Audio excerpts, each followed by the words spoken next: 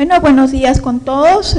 Vamos a revisar algunas de las preguntas más frecuentes que han venido en los exámenes de residentado y algunos de ellos que han venido en los ENAM de los últimos 10 años. A ver, la primera pregunta dice, referente a las hernias inguinales, señale lo correcto. La persistencia del conducto peritoneo vaginal es causa de las hernias directas. Las indirectas protruyen por dentro de los vasos epigástricos. Las directas protruyen por fuera del triángulo de Hasselbalch. Las indirectas protruyen por fuera de los vasos epigástricos. Son las más frecuentes en mujeres. Bueno, en primer lugar tenemos que hacer un pequeño recuerdo acerca de la parte anatómica de la hernia inguinal y debemos de decir que las hernias inguinales se van a producir o van a encontrarse a través del triángulo de Hasselbalch. Ahí podemos observar en ese triángulo que está formado por la cara lateral del músculo recto anterior, los vasos epigástricos inferiores y el conducto inguinal. Allí está el conocido triángulo de Hasselbalch. En esta zona se van a desarrollar las hernias inguinales directas. Por fuera, lateralmente a los vasos epigástricos inferiores, se van a producir las hernias inguinales indirectas que van a protruir por el orificio inguinal externo. Entonces, hernia inguinal indirecta por orificio inguinal externo realmente es una hernia a través de un orificio, a diferencia de las hernias inguinales directas que van a protruir por el triángulo de Hasselbalch, que aquí está dibujado. Ese en realidad no es un orificio, sino es un defecto de la pared de la fascia transversalis. Entonces, regresando a la pregunta, referente a las hernias inguinales, dice, las hernias indirectas protruyen por fuera de los vasos epigástricos. Esa sería la respuesta, porque las otras alternativas, las indirectas protruyen por dentro, eso sería las hernias y las inguinales, las directas. La persistencia del conducto peritoneo vaginal es causa de las directas, no, porque es un defecto de la pared posterior del conducto inguinal. Las directas protruyen por fuera del triángulo de Hasselbalch, no es por fuera, es por el triángulo de Hasselbalch. ¿Son las más frecuentes en mujeres? No, son las más frecuentes en varones. La más frecuente en mujeres es la hernia crural, también conocida como hernia femoral. Bueno, nuevamente el recuerdo anatómico. La siguiente pregunta. ¿Cuál de las siguientes hernias sigue el camino del cordón espermático con el músculo cremaster? La femoral, la inguinal directa, la de Spiegel, la intersticial, la inguinal indirecta. Bueno, si ya en esta pregunta estamos hablando del cordón espermático, esta va a salir a través de un conducto, a través de un orificio inguinal, el orificio inguinal indirecto. Veamos el recuerdo anatómico. Bueno, vamos a verlo ahí. Las hernias inguinales indirectas van a salir a través del orificio inguinal externo. Por allí sale el conducto inguinal con el músculo cremaster, los vasos inguinales, y sale por fuera de los vasos epigástricos inferiores. Esa sería la respuesta. En este caso, la hernia femoral es una hernia crural. La hernia femoral se encuentra por debajo del ligamento inguinal, a este nivel. La hernia crural o hernia femoral. A este nivel, por debajo, más por debajo, se encuentra la hernia obturatriz, a nivel de los vasos obturatrices. En cuanto a la hernia de Spiegel es una hernia de la pared abdominal anterior a nivel de la línea semilunar lateral, que puede ser lateral derecha o izquierda, en donde hay una debilidad en la pared en la unión de los músculos dorsal ancho y los músculos de los tres músculos de la pared anterior dorsal y de la fascia transversalis, el músculo transverso. Es una hernia de una debilidad de la pared anterior a nivel de la línea media lateral. Entonces, en esta pregunta, la respuesta sería la hernia inguinal indirecta. Otra pregunta, en la actualidad, ¿cuál es la técnica quirúrgica más recomendada para reparar las hernias inguinales directas? Bueno, en esta pregunta, las técnicas muy antiguamente utilizadas, las técnicas de Halsted, Bassini, McVeigh y Potensky, todos ellos reparan el conducto inguinal, o sea, colocan puntos para reparar el conducto inguinal. Últimamente, hace prácticamente 20 años, se usaba frecuentemente la técnica de Bassini, que unía el conducto inguinal con la fascia transversalis. La de McVeigh también, pero que unía como una cartera, también unía la fascia transversalis con el conducto inguinal, pero lo hacía como una doble sutura.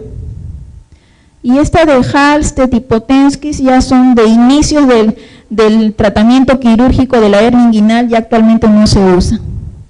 La técnica actualmente más recomendada es una técnica llamada free tension o sin tensión, en la cual se utiliza una malla de Marlex y esta se llama la técnica de Lichtenstein. Es una técnica free tension, la técnica sin tensión, que puede usarse en la hernia inguinal directa, en la indirecta y en las crurales, que para repararlas se inguinalizan para poder utilizar la técnica de Lichtenstein, que consiste en colocar una malla de Marlex sobre el defecto. Las técnicas más usadas, la Bassini para recordar sutura de ligamento inguinal y tendón conjunto, la de McVeigh, el ligamento de Cooper y el tendón conjunto.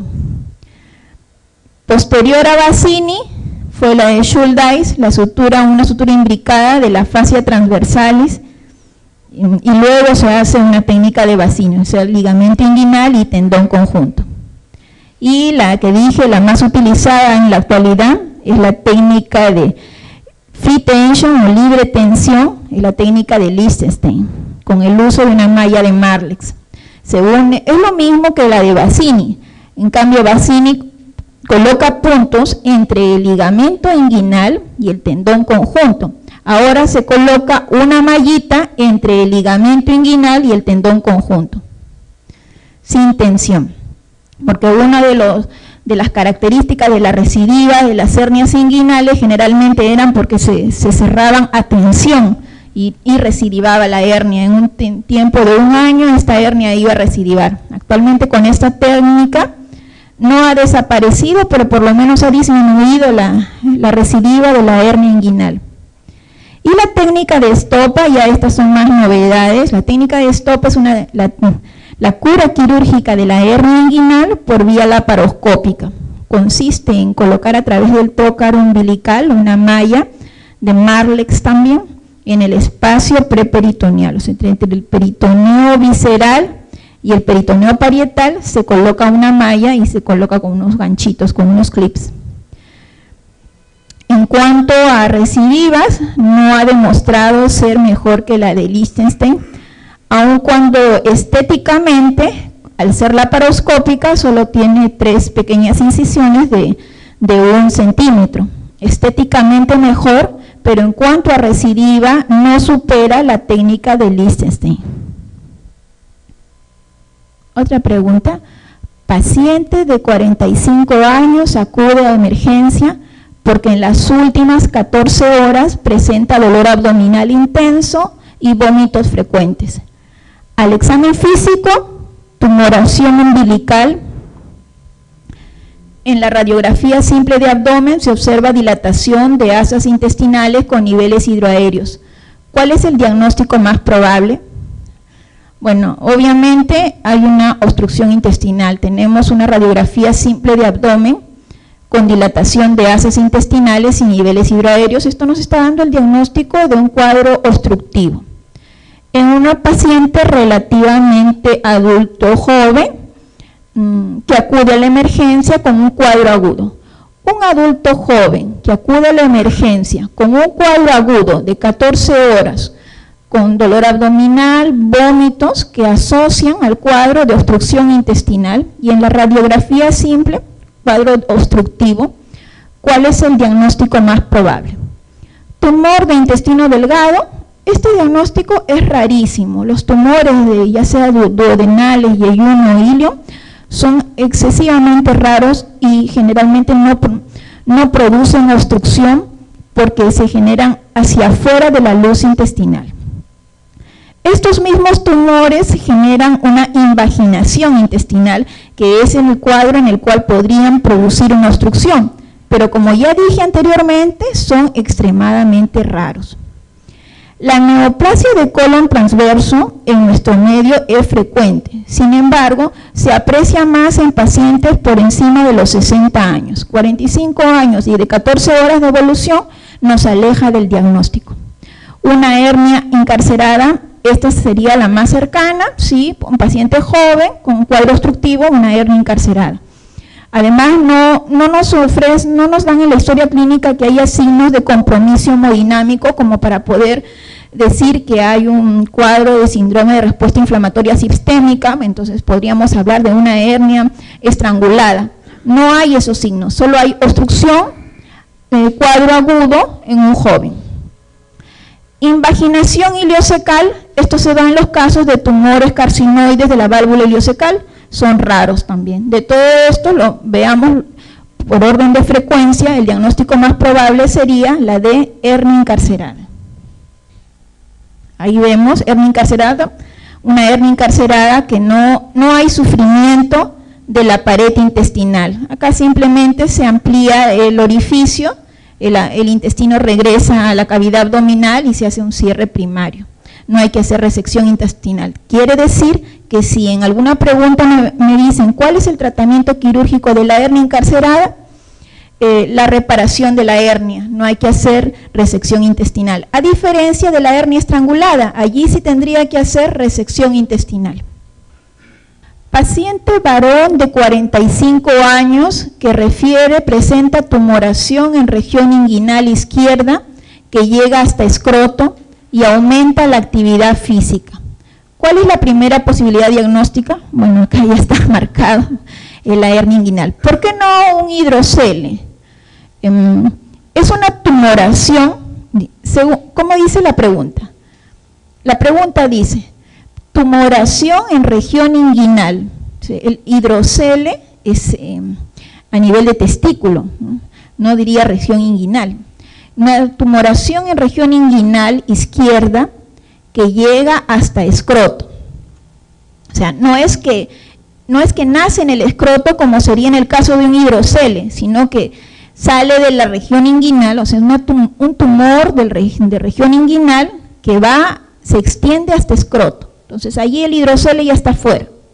Tumor testicular, de la misma manera, no se inicia en el testículo, acá dice de región inguinal, tenemos que buscar un tumor de región inguinal que vaya a escroto. Aquí está fuera también tumor testicular, de la misma manera testículo ectópico. El testículo ectópico podríamos considerarlo como una posibilidad diagnóstica, porque cuando tenemos testículo ectópico, el testículo va a descender a través del conducto inguinal y podría encontrarse en el camino en la región inguinal en el momento que va descendiendo hacia su posición habitual, podría considerarse.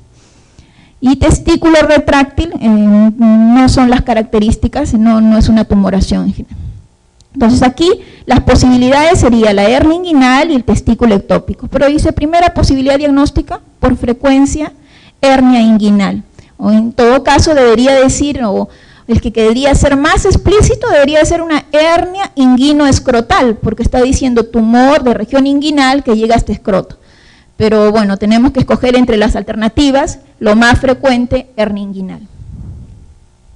Otra, paciente varón de 60 años de edad con diagnóstico de hernia inguinal directa. ¿Cuál es la estructura anatómica afectada? Bueno, recordando simplemente el dibujo, la imagen que vimos anteriormente, veíamos el ligamento inguinal, los vasos epigástricos inferiores y el borde externo del músculo recto anterior, que dejaba ver un triángulo conocido como triángulo de Hasselbalch. La pared o el fondo de este triángulo de Hasselbalch se encuentra lo que ya dijimos, la fascia transversalis. La respuesta sería la E. Acá, para poder observar mejor, los vasos epigástricos inferiores, este es el borde externo del músculo recto anterior, el tendón conjunto. Por fuera de los vasos epigástricos inferiores tenemos la hernia inguinal indirecta y hacia adentro tenemos la hernia directa. La base o el fondo de este triángulo se encuentra la fascia transversalis. Por debajo del ligamento inguinal encontramos los vasos femorales y a ese nivel protruye en la región crural, la hernia crural o conocida como hernia femoral, es la hernia más frecuente en las mujeres. Otra pregunta.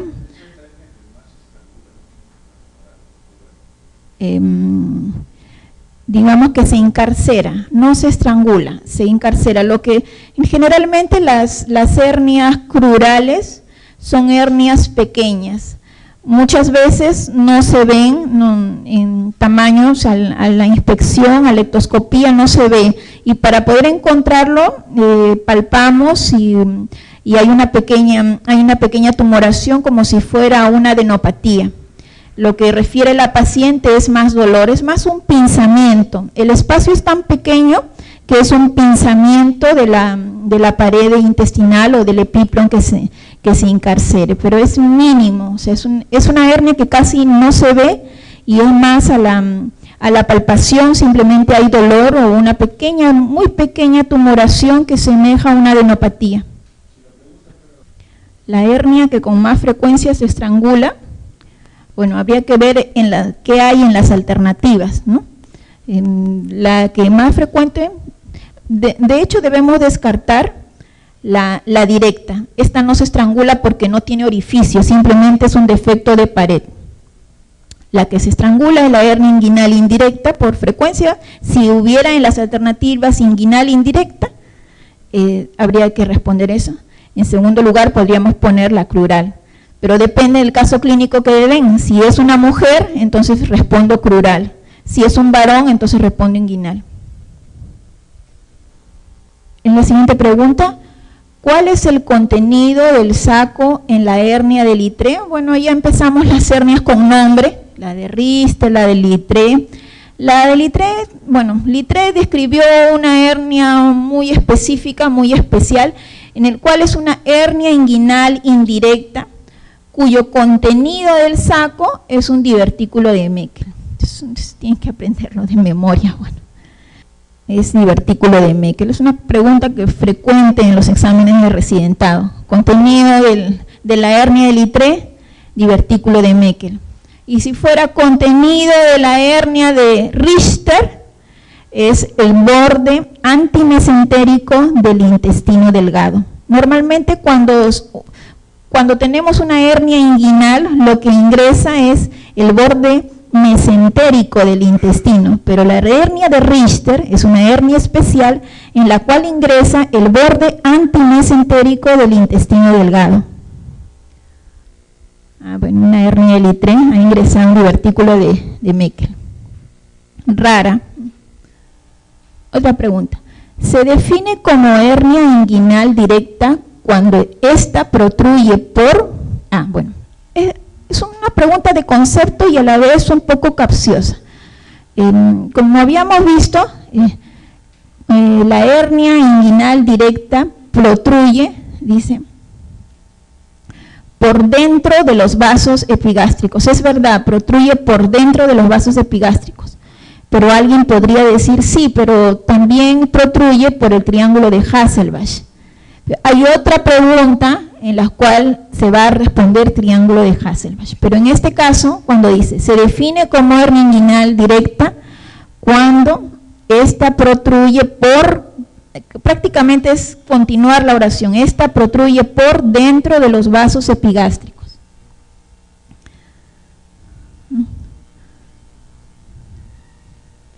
Nuevamente, para el recuerdo anatómico, la hernia inguinal directa protruye por dentro, internamente, de los vasos epigástricos inferiores.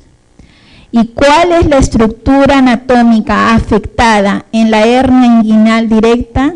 El triángulo de Hasselbalch o fascia transversalis.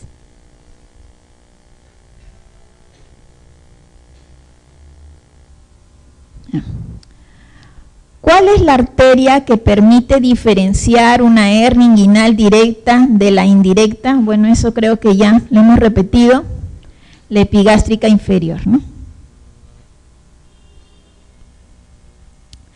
La hernia más común en mujeres adultas es, también ya lo hemos repetido, gracias a la pregunta de su compañero, la femoral o crural. Una hernia inguinal directa es aquella que emerge por, bueno, ya dije, precisamente por esta pregunta, el triángulo de Hasselbalch. Es diferente, o sea, es la misma hernia inguinal directa, pero la otra protruye por dentro de los vasos epigástricos inferiores y esta emerge por el triángulo de Hasselbalch, o podría decir también por la fascia transversalis. Un poco sobre técnica de sutura. A ver, relacionar los tipos de sutura, técnica de sutura con las propiedades. Tenemos por un lado los tipos de sutura Connell. Bueno, el punto de Connell es un punto intestinal, como el de Lammer, son puntos intestinales, por lo tanto no pueden evertir los bordes del intestino, tienen que invertir los bordes del intestino. Entonces Connell, a ver, vamos viendo, invierte los bordes. No puedo evertir el intestino si no habría una fístula, ¿no? Entonces Connell invierte. Bueno, hasta ahí. El punto de Pack es un punto colchonero. Este punto normalmente sí evierte los bordes. Cuando ponen este punto, que va para terminar rápido la sutura, evierte los bordes, queda feo, es antiestético. El punto en X normalmente lo utilizamos cuando hay que hacer hemostasia. Si hay un vaso sangrante, pongo un punto en X para que ya no sangre ese vasito. Entonces el punto cruzado en X es un punto hemostático. Y la jareta o bolsa de tabaco, bueno, es un punto invaginante.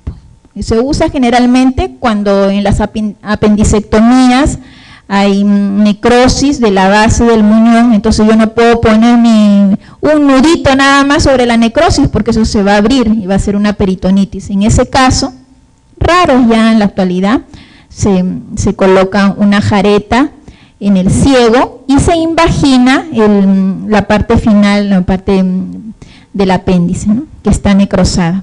Es un punto invaginante. A ver, de todo lo que he dicho, ¿cuál sería la alternativa? No sé. Sería hemos dicho que la jareta es invaginante, D1. Pues he dicho que el cruzado es hemostático, C4. Después que el Connell invierte los bordes, A2. Bueno, ya quedaría B3, evierte los bordes. El punto Pack colchonero evierte los bordes. Entonces la alternativa, a ver, la alternativa ahí es la B. para ver nuevamente el punto de Connell, Gambe, Lemberg, todos esos puntos con nombrecito son puntos intestinales. Nunca me los he aprendido. A ver, dice Connell, entra, sale, cruza y entra. La idea, finalmente, de todos estos puntos es que los bordes intestinales queden invertidos para que no haya fístula intestinal. A ver. Multípara de 45 años que refiere estreñimiento y sangrado rectal ocasionado con las deposiciones. ¿Cuál es el diagnóstico? A ver, una multípara de 45 años que tiene estreñimiento, entonces hay un aumento de la presión intraabdominal constantemente, y sangrado rectal. Si hay sangrado rectal, bueno, a ver, ¿absceso perineal? No, el absceso hay pus, hay dolor, hay signo de flebosis, no hay sangrado rectal. La fisura anal, sí hay sangrado, pero el signo más importante de la fisura anal es el dolor, que no está mencionado aquí. Estenosis anal, bueno, en una multípara, más que estenosis en una multípara, lo que se podría ver es una incontinencia. No tendría por qué haber estenosis anal en una multípara. Y proctitis, en caso de cáncer, ¿no? En caso de irradiaciones que no nos refieren en la historia clínica. Por lo tanto, la respuesta sería la A, hemorroides. 13, la A. Otra pregunta, se denominan hemorroides de grado 3 cuando A, requieren reducción manual, B, prolapsan y se reducen espontáneamente, no prolapsan y solo se reducen instrumentalmente, sangran aún sin prolapso. A ver, las hemorroides, las de primer grado no prolapsan, las de segundo grado prolapsan espontáneamente a la presión, al aumento de la maniobra de Valsalva. Las de grado 3 son las que requieren una reducción manual porque ya se encuentran prolapsadas. Las de grado 4, cuando ya no se pueden reducir, ya están afuera todo el tiempo. Entonces, la respuesta sería la A, requieren reducción manual. Un poco para ver los grados de las hemorroides. El grado 1, que prolapsa solo al pujo, el grado 2, que puede prolapsar espontáneamente, el grado 3 prolapsa, pero regresa solo manualmente, y las grado 4 cuando ya no regresa. A ver, el tercer grado de hemorroides internas se caracteriza por prolapso con reducción espontánea, ese sería grado 2. Hemorroides sin prolapso sería grado 1. Prolapso que requiere reducción digital, eso es, bueno, reducción digital o manual. Sería la respuesta la C. Otra pregunta. En un paciente eutrófico con paquetes hemorroidales prolapsados de tipo 3, ¿cuál es el tratamiento de elección? Y acá alguien podría decir, ¿por qué dicen paciente eutrófico? Cuando un paciente está comprometido, inmunosuprimido, paciente postrado, ya casi no se ofrecen tratamientos quirúrgicos, los tratamientos son médicos independientemente del grado. Entonces aquí dice que el paciente es eutrófico, quiere decir en buenas condiciones, con paquetes hemorroidales tipo 3. Tratamiento de la elección, A, hemorroidectomía de todos los paquetes, Milligan-Morgan, B, hemorroidectomía de todos los paquetes, Park, hemorroidectomía, máximo 3 paquetes, de ligadura con banda de todos los paquetes, es solamente manejo médico. Y aquí va la alternativa. Si el paciente fuera postrado, con alto riesgo quirúrgico, no se puede operar, paciente con comorbilidad, solo manejo quirúrgico, independientemente que esté recidive.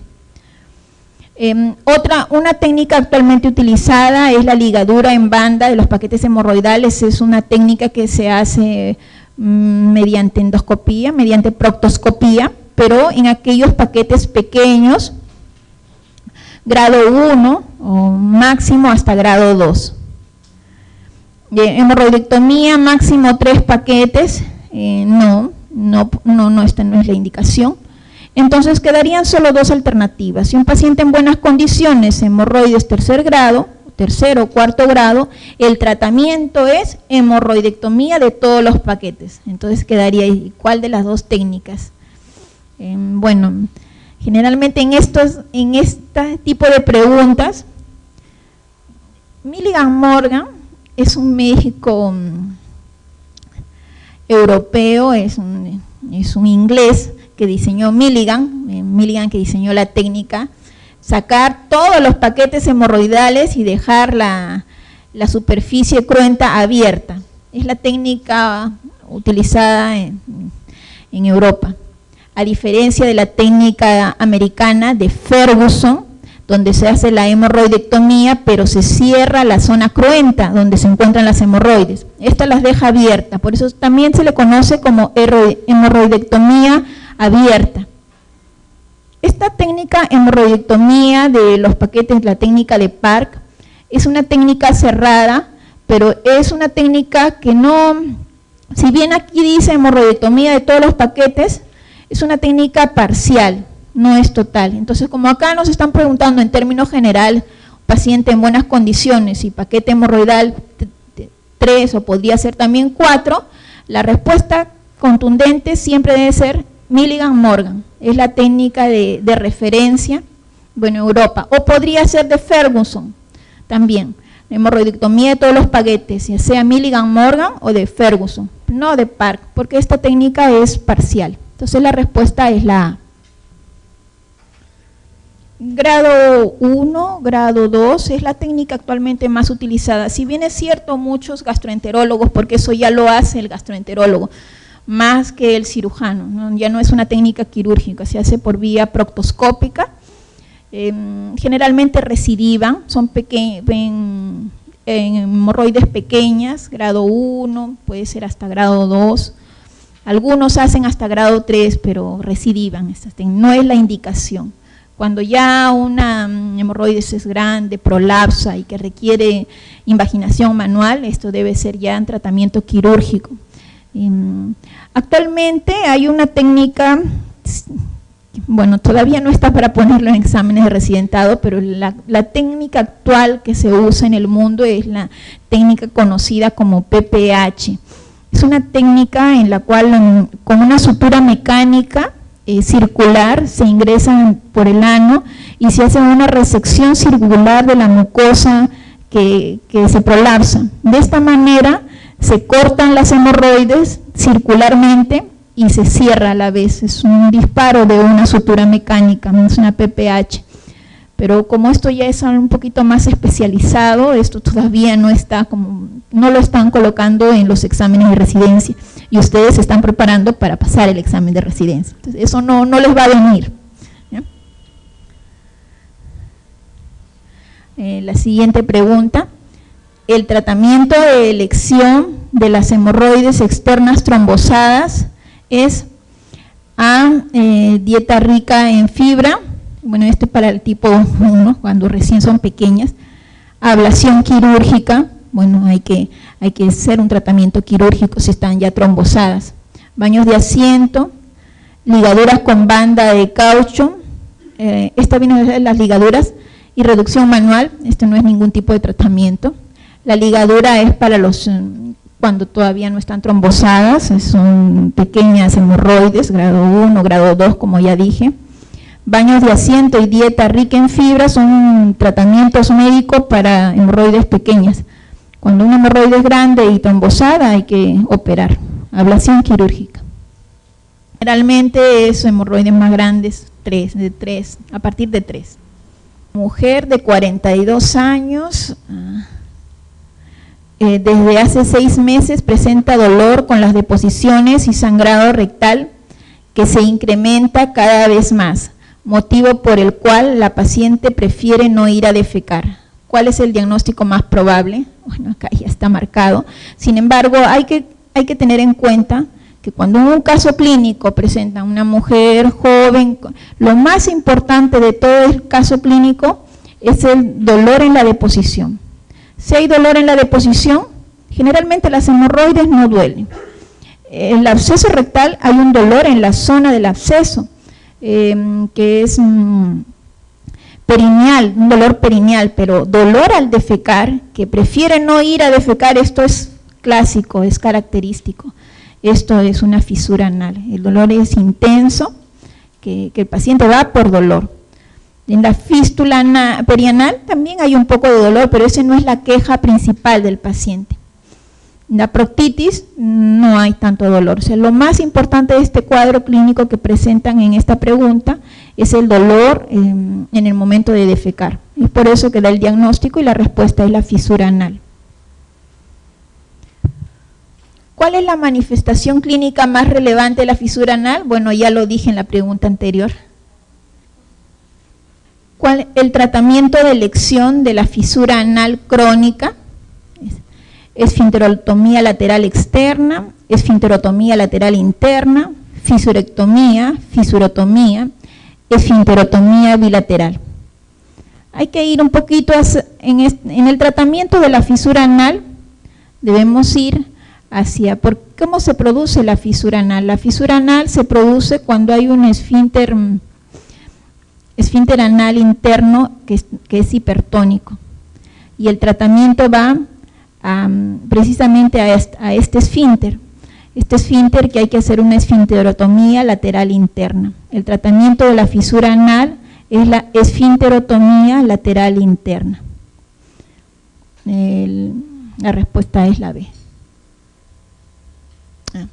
Indicar la primera posibilidad diagnóstica en un paciente con sangrado rutilante y dolor anal relacionado con la defecación. Bueno, ya lo dije anteriormente, fisura anal.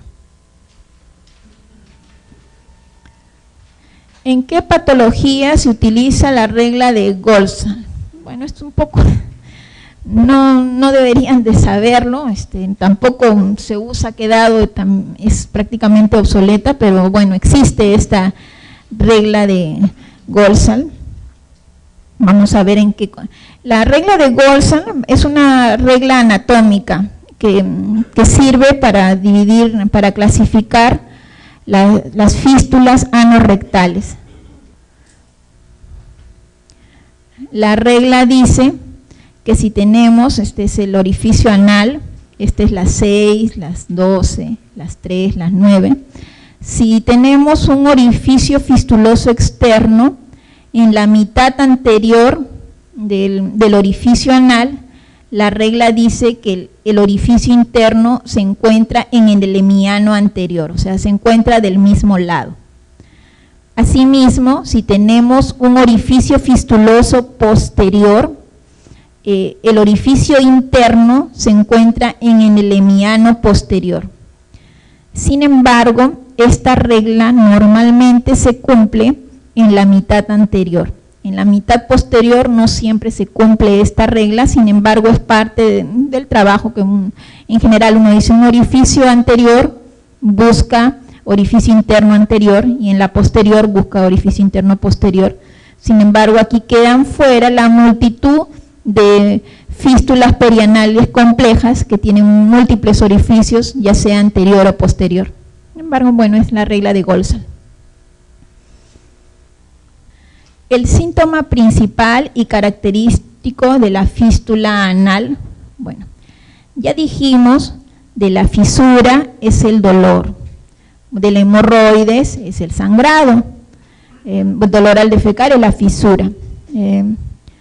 Prurito, bueno, puede haber un poco de prurito, pero no es lo más importante. La fístula anal es característica porque como hay un orificio externo que comunica con la mucosa, hay una sensación de humedad constante. La respuesta es la E. La secreción purulenta es en el absceso perianal, sangrado anal es en el hemorroides. La sensación de humedad constante. ¿Cuál es la sintomatología del absceso anorrectal? Prurito, ardor y supuración, dolor durante y después de la defecación, evacuación dolorosa con disminución del calibre fecal, incontinencia y dolor anal, dolor agudo y pulsátil en la región anal, Bueno, es característico del acceso ano-rectal el dolor pulsátil. Si bien es cierto hay prurito y hay ardor, lo característico es un dolor pulsátil.